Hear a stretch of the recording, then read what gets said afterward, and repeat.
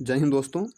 तो आज का 10वीं विषय गणित प्रश्नावली 1.1 का जो तीसरा सवाल है उसको हम हल करके दिखाएंगे। तो दोस्तों प्रश्न है, किसी परेड में 616 सदस्यों वाली एक सेना की टुकड़ी को 32 सदस्यों वाले एक आर्मी बैंड के पीछे मार्च करना है। दोनों समान समूहों को समान संख्या वाले स्तंभों में मार्च करना है। उन स्तंभों की अधिकतम संख्या क्या है जिसमें वे मार्च कर सकते हैं। यानी जो आर्मी वालों की संख्या है दोस्तों वो कितनी है, 616। आर्मी वाले सदस्यों की संख्या 616 है। अब इनको 32 सदस्य को, ठीक है ना, स्तंभ में हमको क्या करना है, मार्च करना है। तो ये मान लीजिए स्तंभ है दोस्तों।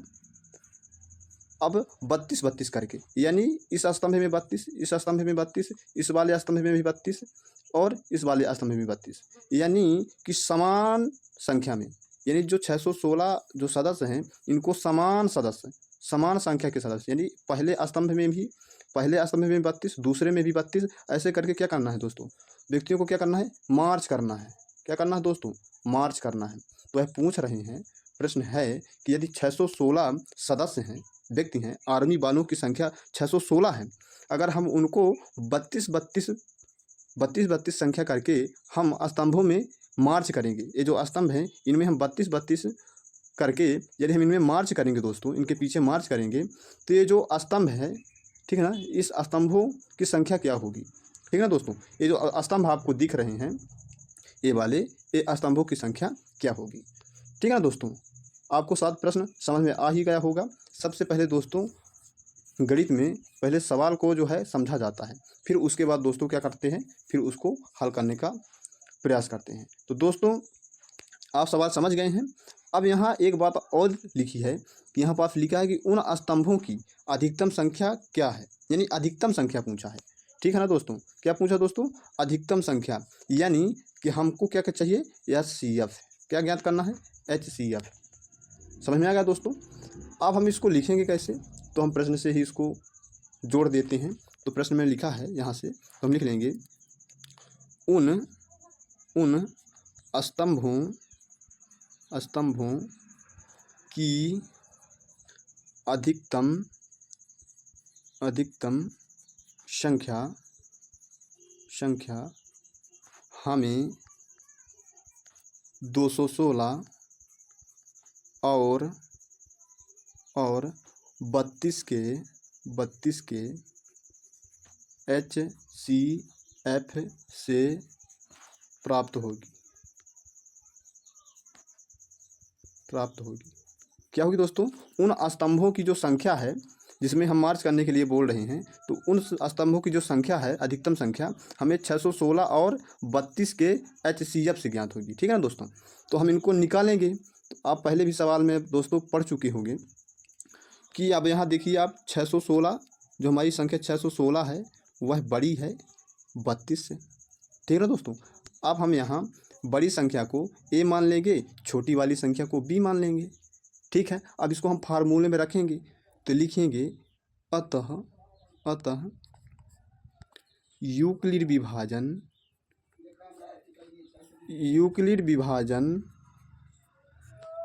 प्रमेयिका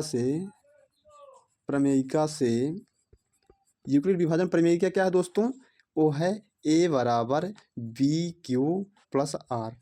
क्या दोस्तों, A बराबर BQ प्लस R। तो दोस्तों हम यहाँ A क्या मानी है, 616 को मैंने A मान लिया है और B 32 को मान लिया है। अब इसको हम इसी जो सूत्र है, फार्मूला है, इसमें रख देंगे। ठीक है दोस्तों, तो 616 तो लिखेंगे 616 बराबर B की जगह 32। अब इसको हम थोड़ा सा रफ कार कर लेंगे दोस्तों। तो रफ कार करेंगे तो दोस्तों हमको 616 में 32 का क्या करना है दोस्तों, भाग करना है। तो 32 का भाग करेंगे तो एक बार में गया तो 32 से कम 32। ठीक है ना दोस्तों, अब इसको हम घटाएंगे तो 11 में 2 जाएगा तो 9 बचेगा दोस्तों, और 6 में से तो इसको 1 दे दिया तो ये 5 बच गया, 5 में 3 जाएगा तो दोस्तों क्या हो जाएगा, 2। ठीक है ना, अब ऊपर से दोस्तों कितना आ गया, 6 नीचे आ गया। अब पुनः हम इसको भाग देंगे। तो दोस्तों हम पहले ये देख लेते हैं कि जो 32 है, 32 का 10 गुणा करेंगे तो क्या हो जाएगा दोस्तों 320, और ये लगभग 300 के यानी कि 300 के आसपास है, 296 यानी 4 ही ना कम है। तो हम इसका मतलब है कि बड़ी ही संख्या से भाग देंगे। ठीक है दोस्तों, तो हम इसको 9 से भाग देते हैं। क्या दोस्तों 9, तो 9 दूनी 18 है। ठीक है दोस्तों, हाशिया 1 और 9 त्रिक 27 1 28। ठीक है ना दोस्तों। अब हम इसको घटा लेंगे, घटाएंगे दोस्तों तो 16 में 8 जाएगा, ये कि 16 में 8 घटेगा तो दोस्तों कितना आ जाएगा 8। और अब इधर क्या बचा दोस्तों, 1 दे दिया था तो बचा 8, तो 8 में 8 घटाएंगे तो 0, और 2 में 2 घटाएंगे तो 0, यानी हमारा जो शेष फल है तो कितना बच गया दोस्तों 8। तो हम इसको क्या माने थे दोस्तों, मैं आपको बता दूं, ये जो 616 हम इसको ए माने थे, 32 को बी माने थे, अब 19 है, 19 क्यू आ गया दोस्तों, और जो हमारा 8 है दोस्तों ये क्या आ गया दोस्तों, ए आर आ गया। अब इसी को हम फार्मूले में रख देंगे। ठीक है ना दोस्तों, तो फार्मूले में रखेंगे दोस्तों इस तरह से, तो ये लिख दिए कि 616 तो है ना, 32 और गुणा किया तो कितना आया दोस्तों 19 और धन में कितना आया था शेष में दोस्तों, वो आया था 8। ठीक है ना दोस्तों।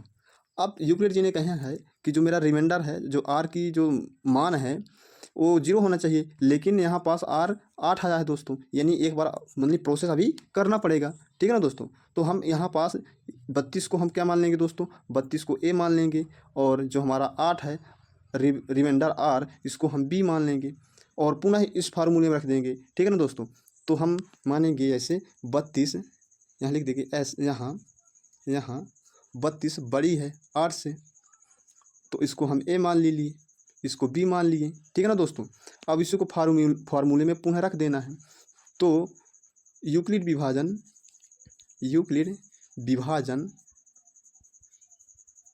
प्रमेयिका से ठीक है दोस्तों, यूक्लिड विभाजन प्रमेयिका से ए बराबर बी क्यू प्लस आर। ठीक है ना दोस्तों।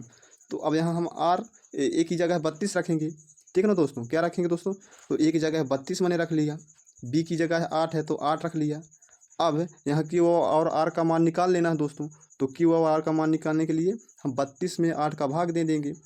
8 का क्या देंगे दोस्तों भाग, तो 8 चौक 32, इसको घटा लिए तो 0 हो गया, यानी हमारा जो 32 से ए, 32 क्या हुआ दोस्तों, 32 हमारा ए हमारा बी, 4 हमारा क्यू, 0 हमारा आर। अब यहाँ 0 आ गया, अब प्रक्रिया समाप्त हो जाएगी दोस्तों। ठीक है, तो अब इसको हम फार्मूले में रख लेंगे। तो 8 है दोस्तों ना, तो 8 गुणे में कितना आया था, तो 4, और धन में कितना बचा था दोस्तों 0, मैंने लिख लिया। अब दोस्तों यूक्लिड जी ने कहे थे कि जो हमारा बी का मान होगा, बी का मान ये हमारा क्या होगा दोस्तों, यही हमारा एचसीएफ हो गया। तो एचसीएफ क्या हो गया दोस्तों, एचसीएफ 8 हो गया, एचसीएफ बराबर 8। अब इसको हम सजा के कैसे लिखेंगे, हमारा आंसर तो आ गया है, लेकिन लिखेंगे कैसे, तो हम प्रश्न से ही, आप यहाँ क्या लिखा था आप देख सकते हैं प्रश्न में, यहाँ लिखना था उन स्तंभों की अधिकतम संख्या क्या है जिसमें वे मार्च कर सकते हैं। तो हम लिखेंगे यहाँ दोस्तों, यहाँ लिखेंगे अतः उन स्तंभों की अधिकतम संख्या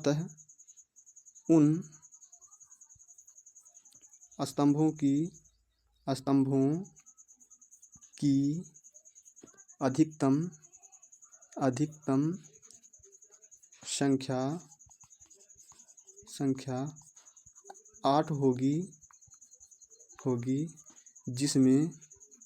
जिसमें वे मार्च कर सकते हैं। ठीक है दोस्तों, यही हमारा क्या होगा, यही हमारा दोस्तों हो जाएगा आंसर। ठीक है दोस्तों। तो दोस्तों प्रश्न से घबराना नहीं है, डरना नहीं है।